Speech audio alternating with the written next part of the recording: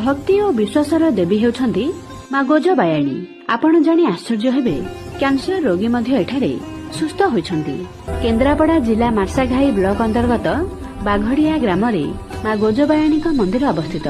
मांकर प्रकृत नाम हेउछि वज्र महाकाली। एही स्थानटी गोबरी नदी पाखरे एक गोजपरी होइछि एवं पूर्वरु माँ एठारे घोड़ारे बायाणी परी बुलुथिले, सेथिपाई मांकर नाम गोजबायाणी होइछि।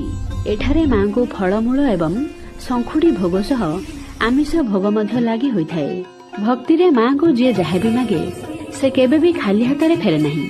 एमिति कि डॉक्टर शेष डेट दे देथिबा जणे कैंसर रोगी मध्य मां को कृपारु सुस्थ होइछंती। मां को पाखरे जहा भी मनस्कामना कले ताहा निश्चय पूर्ण होइथाए। जदि आपण केन्द्रापड़ा आछंती तेबे मां को दर्शन निश्चय करंतु। जय मां गोजबायाणी।